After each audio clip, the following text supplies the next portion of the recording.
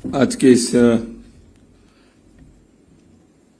एक महत्वपूर्ण पुस्तक के लोकार्पण के कार्यक्रम के मुख्य अतिथि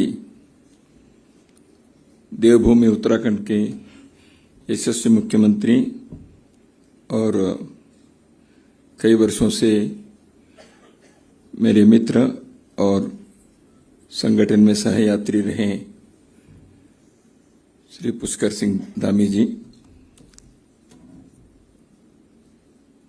लेखक, चिंतक और संघ के प्रचारक के नाते जो सर्वदूर परिचित हैं, श्री नंद कुमार जी जो प्रज्ञा प्रवाह के राष्ट्रीय संयोजक भी हैं, और हमारे मित्र प्रभात प्रकाशन के नेतृत्व कर रहे हैं श्री प्रभात जी, सभागार में उपस्थित सभी विशिष्ट जन, समाज प्रेमी बंधुओं, श्रद्धेय माता भगिनी, सर्वप्रथम मैं इस पुरानी पुस्तक के पुनर्प्रकाशन के लिए दो प्रमुख व्यक्ति कारण हैं जो दोनों मंच पर उपस्थित हैं, श्री नंद कुमार जी और श्री प्रभात जी। इन दोनों का हम सबकी ओर से मैं अभिनंदन करता हूं और धन्यवाद भी देता हूं। नंद कुमार जी ने इस पुस्तक में अपने एक आमुख भी अपने लिखे हैं। नंद कुमार जी ने पुस्तक के बारे में काफी विस्तार से लेकिन कम शब्दों में कम समय में आपने बताया है।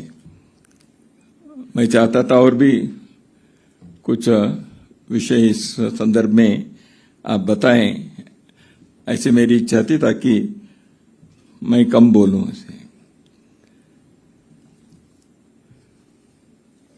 एक विशेष ने जिसका उल्लेख मुख्यमंत्री महोदय ने किया, यह पुस्तक जो आज पुनर्प्रकाशित होकर लोकार्पित हुई, philosophy and action of RSS for Hind Swaraj by Father Anthony Elenjimittam, यह जैसे नंद कुमार जी ने हमें जानकारी दी, इस पुस्तक के लोकार्पण 1951 के विजयदशमी पर हुआ, उसके एक विशेष संयोग था। इसका पुनर्प्रकाशन लोकमान्य तिलक जी के जयंती पर हो रहा है, यह भी एक संयोग है। और पूज्य डॉक्टर हेडगेवार जी लोकमान्य तिलक जी के अनुयायी थे विचार से। स्वतंत्रता आंदोलन में डॉक्टर केशवराव हेडगेवार जी विद्यार्थी जीवन में ही जुड़े रहे और उस समय नरम पंथ गरम पंथ ऐसे कहते थे। तो स्वदेशी आंदोलन के एक प्रखर नेता के नाते भी लोकमान्य बाल गंगाधर तिलक जी के नाम सर्वदूर प्रसिद्ध था, महाराष्ट्र के थे। तो इस कारण से भी तिलक जी के अनुयायियों में नागपुर यानी मध्य प्रांत के क्षेत्र में नौजवानों में एक प्रमुख व्यक्ति डॉक्टर हेडगेवार रहे। डॉक्टर हेडगेवार जी कांग्रेस के भी विदर्भ प्रांत के सह सचिव के नाते कार्य किया था।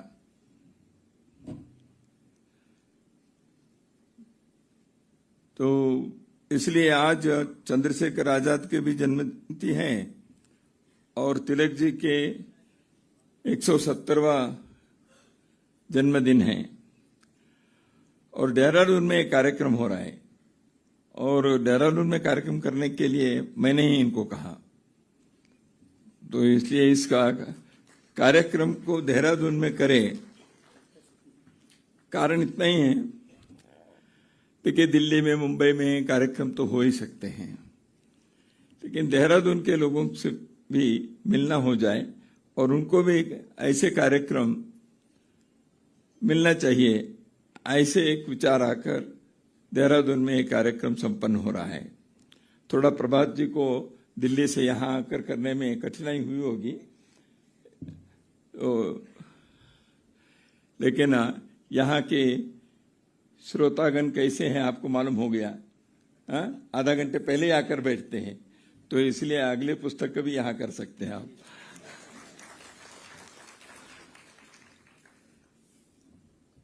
और देहरादून के लोग खरीद करके पढ़ने वाले हैं, तो प्रकाशक को वो भी आवश्यक होता है ना। लेकिन आप 200 रुपए में छूट दे रहे हैं, अच्छी बात है। 500 का 300 कर रहे हैं ना। देखिए, इस पुस्तक के बारे में कई प्रकार के विषयों के बारे में भी नंद कुमार जी ने और पुष्कर जी ने भी कुछ बातें इसमें इस संदर्भ में बताया, कुछ प्रकाश उन्होंने डाला है। पुस्तक कब आई? 1951 में। संघ के 25 वर्ष होकर थोड़ा समय होता, 1950 में संघ का 25 वर्ष हो गया। तो संघ के 25 वर्ष हुआ, इतना ही नहीं, संघ किस दौर से गुजर रहा था। 1948 में महात्मा गांधी जी के हत्या होने के पश्चात तत्कालीन सरकार ने मिथ्यारोप लगाकर राष्ट्रीय स्वयंसेवक संघ पर प्रतिबंध लगाकर के हजारों स्वयंसेवकों को जेल में भरा था। बाद में 1949 के 1949 जुलाई 9 तारीख को किसी भी शर्त के बिना संघ पर लगाए हुए आरोप सिद्ध नहीं हुआ, इसलिए बैन हट गया। और उसके बाद भी आयोग बिठाए गए केंद्र सरकार से, और किसी को भी कोई भी ऐसे सबूत नहीं मिले राष्ट्रीय स्वयंसेवक संघ का उसमें कोई हाथ है। आज भी लोग कहते रहते हैं कुछ लोग, लेकिन सत्य सबको मालूम है, कहने वालों को भी मालूम है, अपने पॉलिटिकल एजेंडा के लिए कहते हैं। तो मैं कह रहा था 1951 में देश में महात्मा गांधी जैसे एक महापुरुष की हत्या के आरोप लेकर जिस संस्था इस संगठन के प्रतिबंध लगाया था, संघ के काम नहीं चल रहा था, स्वयंसेवकों के घर पर आक्रमण हुए थे, घर जलाए गए थे, कई लोगों की नौकरी गई थी, संघ चलेगा कि नहीं चलेगा, आगे संघ रहेगा कि नहीं रहेगा, ऐसी स्थिति थी। प्रचारकों के लिए प्रवास करने के लिए संघ के पास आर्थिक व्यवस्था नहीं थी। तो ऐसे एक कालखंड में एक व्यक्ति जो एक ईसाई पंथ के पादरी संघ के बारे में ऐसे एक पुस्तक लिखते हैं, तो इसलिए संघ के 25 वर्ष होने पर यह समस्या आ गई थी। संघ की जन्म कुंडली में क्या है पता नहीं है। तो संघ के 50 वर्ष हुआ तो हम सब जेल में थे। फिर से देश में आपातकाल हुआ था 1975 में। तो 1975 के विजयदशमी हम लोग तो जेल में मनाए, या तो अंडरग्राउंड में।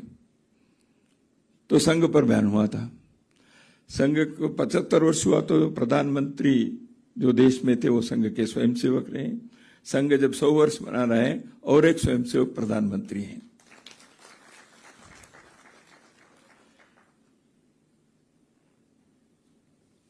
संघ के बारे में कई पुस्तकें तो आई हैं। संघ के स्वयंसेवक कार्यकर्ता लिखे हैं, संघ के हितैषी लिखे हैं, संघ के बारे में कई प्रकार के आरोप लगाकर या संघ के बारे में संघ के विचार से असहमत होकर, लेकिन एकेडमिक जैसे दिखने वाले पुस्तकें भी आई हैं। कई लोगों ने पुस्तक लिखे हैं। देश के लेखक लिखे हैं, विदेश के विद्वान भी लिखे हैं। तो संघ के बारे में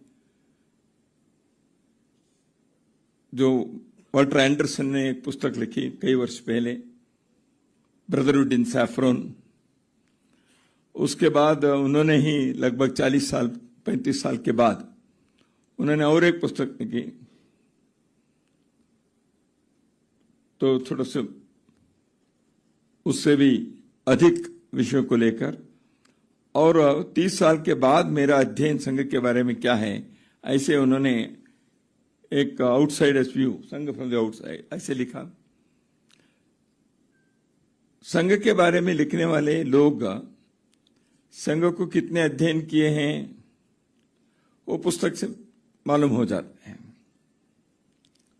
संघ के स्वयंसेवकों से मिलकर बात किए, संघ के साहित्य को, प्रस्ताव को अध्ययन करते हुए लोगों ने पुस्तकों की रचना की है। संघ के प्रत्यक्ष कार्य को देखकर किए, संघ के स्वयंसेवक जो सेवा कार्य करते हैं, देश समाज के भिन्न भिन्न क्षेत्रों में स्वयंसेवक सक्रिय हैं, संगठन खड़ा किए हैं, उन सबको देखकर उसके आधार पर संघ के अध्ययन करते हुए पुस्तकें आई हैं।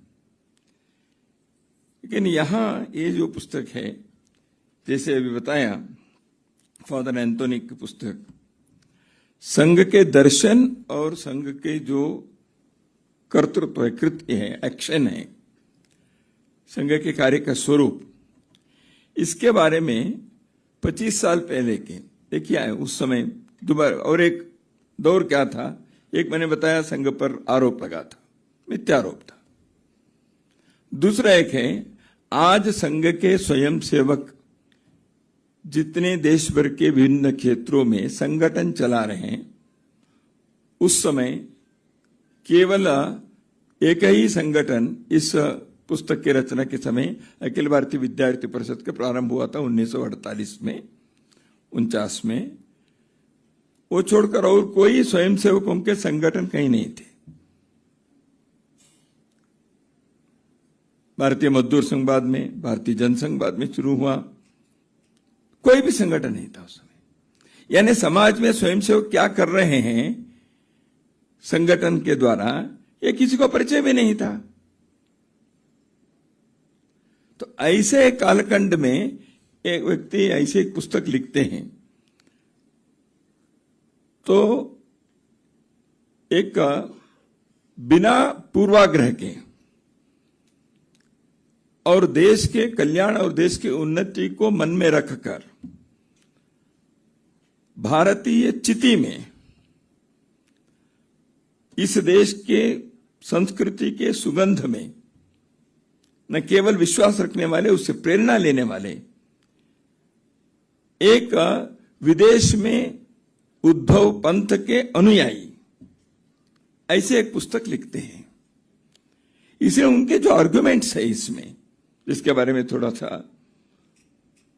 नंद कुमार जी ने उल्लेख किया, वह उस बैकग्राउंड से, उस फ्रेमवर्क पे हमको देखना चाहिए। क्योंकि आज हम जब संघ 100वें वर्ष में प्रवेश किया है, देश भर में हजारों लाखों स्वयंसेवक 2500 प्रकार के संगठनों में काम कर रहे हैं। संघ की यात्रा में कई सफलताएं अन्य अन्य क्षेत्रों में लोग देख रहे हैं। आज के संघ को देखकर नहीं है, उस समय के देखकर कल ऐसे संघ कर सकता है, इसके भविष्यवाणी इसमें है। और एक व्यक्ति जो शाखा में नहीं गए हैं, ऐसे व्यक्ति संघ को समझकर इसे लिखना। और एक पुस्तक है, इस Sanghi who has never gone to Shakha,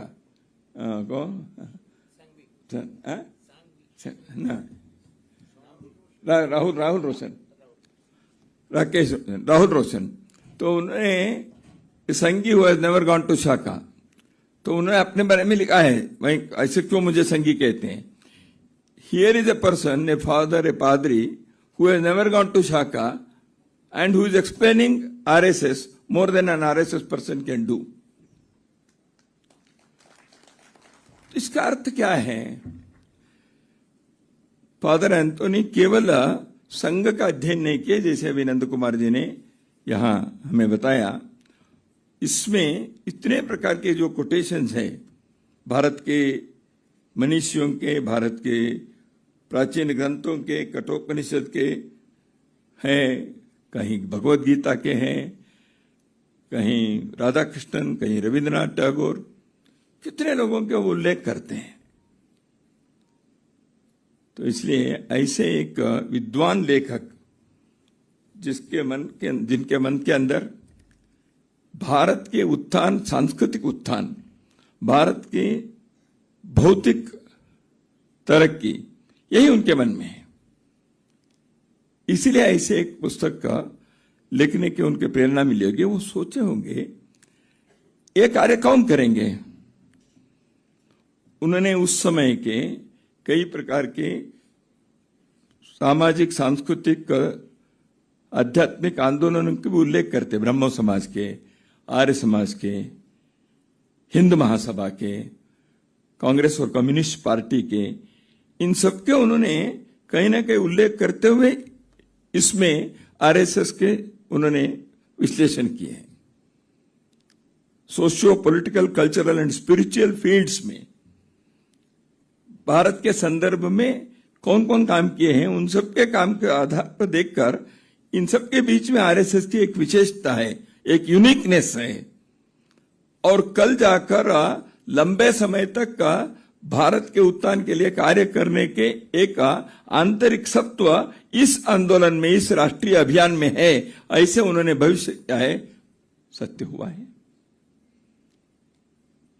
तो इसलिए इस पुस्तक के पुनर्प्रकाशन करने के एक विचार जो किया गया वो इस अर्थ से, केवल संगीत के बारे में प्रशंसा किए हैं इसलिए हम 100वें वर्ष में इसके एक प्रचार साहित्य के नाते लाना, ऐसे सोचकर नहीं किए हैं।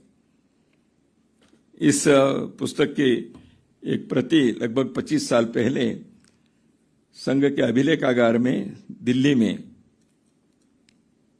हाथ लगी मिली थी, तो उसका हमने स्कैनिंग वगैरह किया था। तो उसके और कुछ, जैसे आपने बताया, कुछ पन्ने ठीक से में उसमें नहीं मिलने के कारण तो उसके प्रकाशन करना वगैरह सोचते सोचते योगायोग से 100वें वर्ष के इस महत्वपूर्ण अवसर पर इस पुस्तक के पुनर्प्रकाशन हो रहा है। इस पुस्तक के उस समय जिन्होंने फॉरवर्ड लिखा था, नंद कुमार जी ने इस अभी के संस्करण के लिए फॉरवर्ड लिखे हैं। उस समय जो लिखे थे वो हम सब जानते हैं, नाम सुना होगा हमने, जमनादास मेहता जी की। जमनादास मेहता जी मुंबई में रहने वाले एक बड़े सार्वजनिक क्षेत्र के मूर्धन्य व्यक्ति रहे। तो जमनादास मेहता इसमें लिखे, वो स्वयं कांग्रेस पार्टी के थे, वो नेता थे उसमें। तो उन्होंने इसमें फॉरवर्ड में फादर एंटोनी इस पुस्तक लिखते हुए एक बहुत भारत के लिए, देश के लिए एक श्रेष्ठ कार्य उन्होंने किया है, क्योंकि लोगों को संघ के बारे में सही जानकारी मिलना यह आवश्यक था। इसलिए the presentation of the whole case of the RSS in this book is sometimes marked with adjectival flavor. In one case, the author is unrivaled richness of the author's appreciation of the RSS movement samples him out as a gentleman who does not allow his judgment to be warped by the mopped psychology or political partisanship. ये जमनादास मेहता जी कहते हैं। इस पुस्तक में जैसे बताया secularism के बारे में, सूडो सेक्युलरिज्म का शब्द के संदर्भ में बताया। फादर एंटोनी कहते हैं secularism as promoted by the British ignored India's culture. A secularism without Indian culture is anti-national. ये उनका शब्द है, इसमें वो लिखते हैं। तो जिस प्रकार के सेक्युलर के एक परिभाषा सेक्युलरिज्म के अपने देश में लोगों ने किया है, फादर एंटोनी कहते हैं, उस अर्थ से महात्मा गांधी जी भी एंटी सेक्युलर है। उसका कारण भी उन्होंने बताया क्यों ऐसे कहते हैं, मैं विस्तार में नहीं जाऊंगा। तो anti religious secularism is a national evil, यह फादर एंटोनी का कहना है। और संघ के संदर्भ में आपने कहा किस प्रकार के राष्ट्रवाद को, एक राष्ट्रीयता को संघ आगे बढ़ाना चाह रहा है। उनके शब्दों में एथिकल, रैशनलिस्ट एंड ह्यूमनिस्टिक, इस प्रकार के नेशनलिज्म को, राष्ट्रीयता को नैतिक आधार के तार्किक संदर्भ में और मानवीय चेहरे के राष्ट्रीयता को, क्यों ऐसे कहा उन्होंने? क्योंकि पश्चिमी देशों में हिटलर और मुसोलिनी के कारण नेशनलिज्म शब्द, ये टर्म, एक बहुत उसके बारे में गलत धारणाएं आ गई। वहां हिटलर और मुसोलिनी के नेशनलिज्म यह रेसिज्म में के एक रूप बन गया। तो इसलिए दुनिया भर में नेशनलिज्म का अर्थ वही होता है, ऐसे लोगों ने मान लिया। जबकि भारत में राष्ट्रीयता, उसके एक भिन्न अर्थ है, भिन्न अनुभव है, भिन्न इतिहास है। तो इसलिए इस देश की राष्ट्रीयता कैसे एथिकल, रैशनल एंड ह्यूमनिस्ट है, उसका प्रतिनिधित्व करता है राष्ट्रीय स्वयंसेवक संघ। यह फादर एंटोनी का उद्गार है। Anthony, he made an observation about how Indian culture and tradition should be promoted. उसके बारे में वो कहते हैं, पश्चिम के विद्वानों के जो पाठ है उसको हम थोड़ा सा सीखें, ठीक है, मैक्स मुलर होंगे और कोई होंगे, उनके थोड़ा सा हम लें, लेकिन भारतीय ज्ञान परंपरा के आधार पर अपने राष्ट्रत्व को हमें विश्व के सामने प्रस्तुत करना चाहिए और भारतीय ज्ञान के सृजन करने वाले राष्ट्रीय शिक्षा जो सबके लिए मुफ्त रूप से मिले और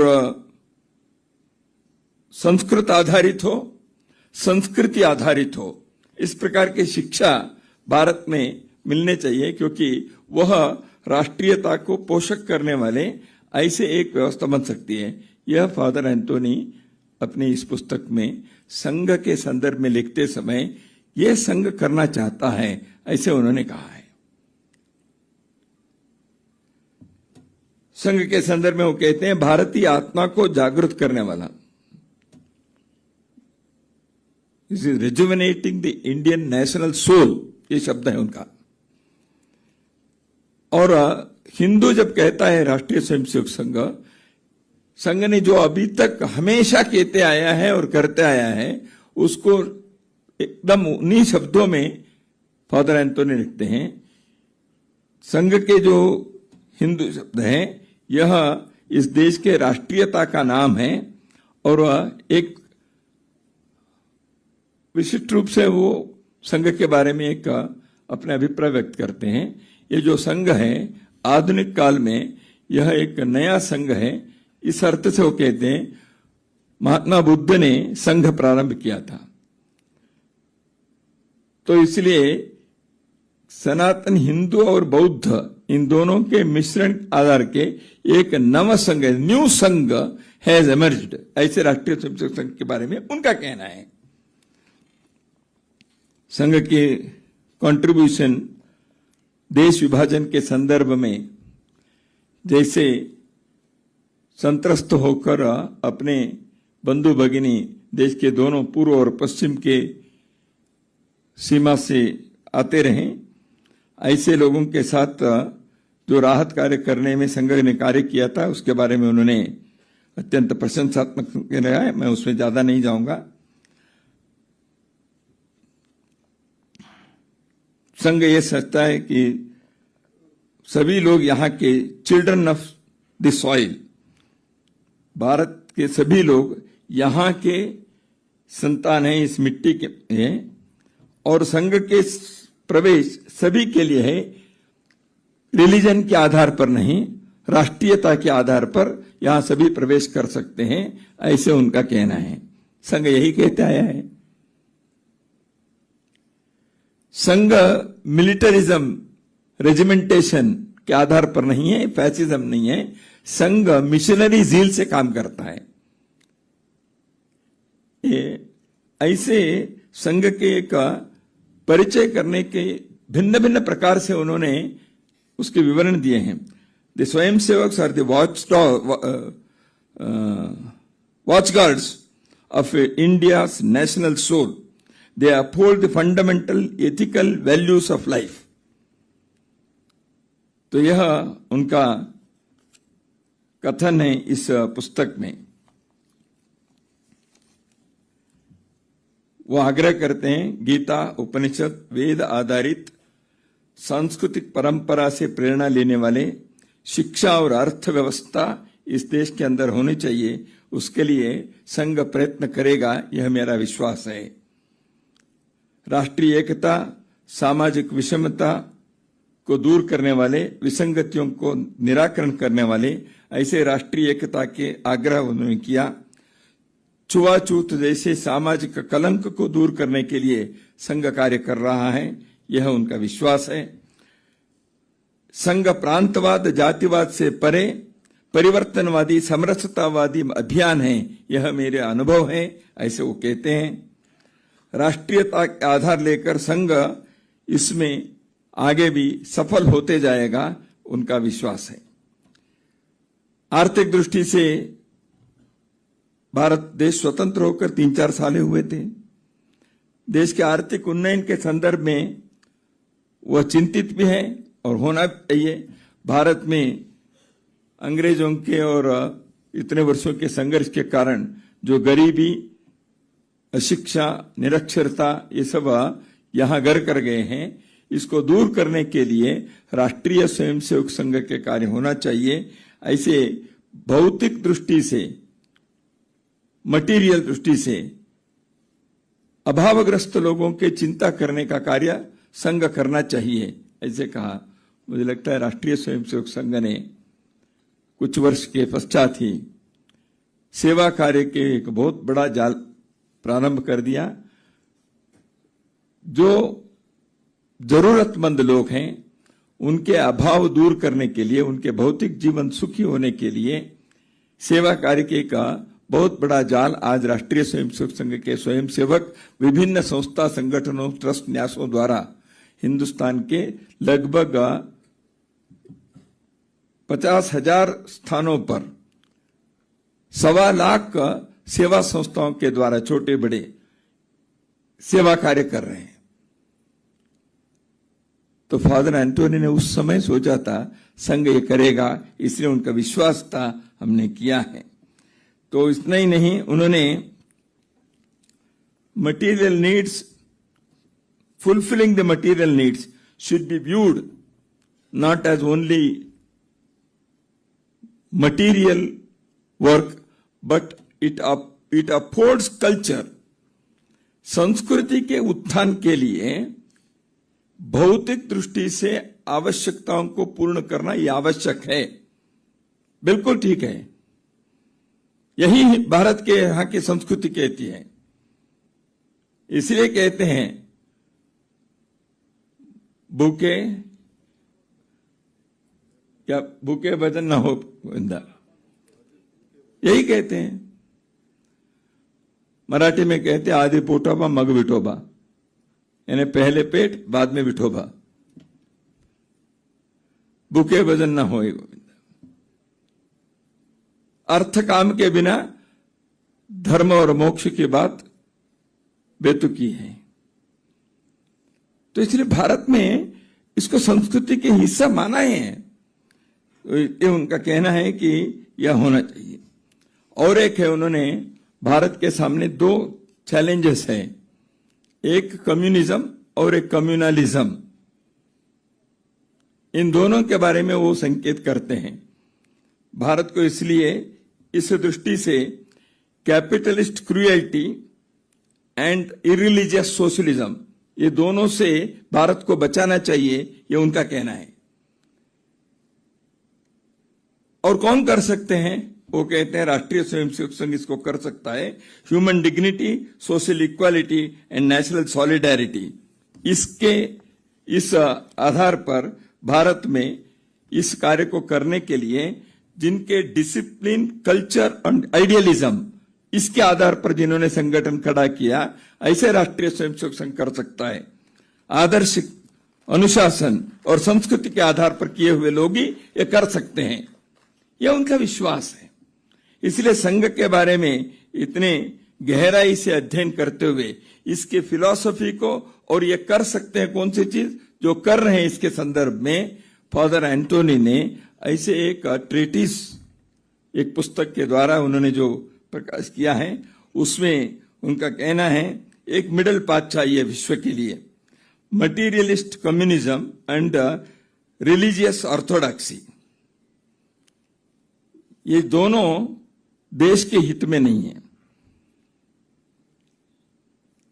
क्योंकि हम एक पुराने पंथी बनकर धर्म के नाम पर, संस्कृति के नाम पर हम युगानुकूल परिवर्तन न करते हुए एक रिलीजियस ऑर्थोडॉक्सी में ही रहेंगे, देश आगे नहीं बढ़ सकता। ऐसे ही एक मटेरियल कम्युनिज्म केवल भौतिकवाद के आधार पर करते जाएंगे, जिसमें आध्यात्मिकता के कोई पुट नहीं है, संस्कृति के बारे में कोई गौरव नहीं है, सम्मान नहीं है।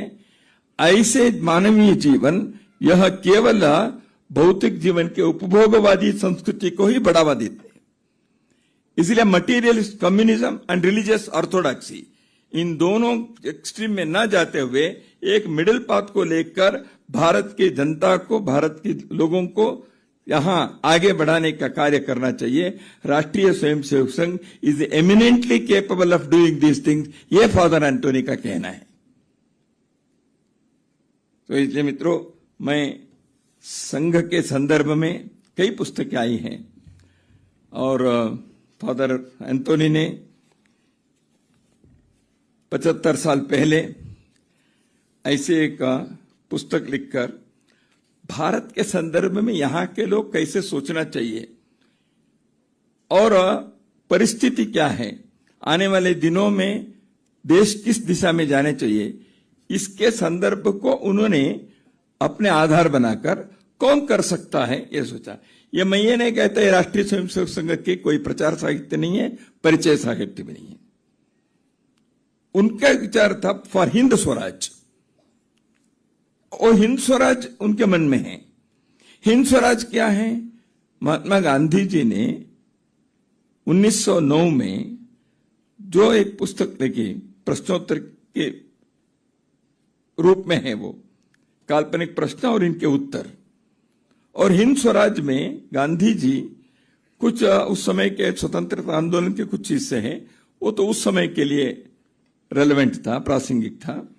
लेकिन भारत, स्वतंत्र भारत कैसे रहने चाहिए, इसके बारे में उन्होंने भारत की सभ्यता के आधार पर और यहां के स्वदेशी जीवन शैली कैसे होनी चाहिए, यहां के ग्राम्य संस्कृति, यहां के समाज की जो परंपराएं हैं, इसको ध्यान में रखकर एक जीवन शैली कैसे होना चाहिए, इसके बारे में हिंद स्वराज में उन्होंने अपने विचार व्यक्त किए।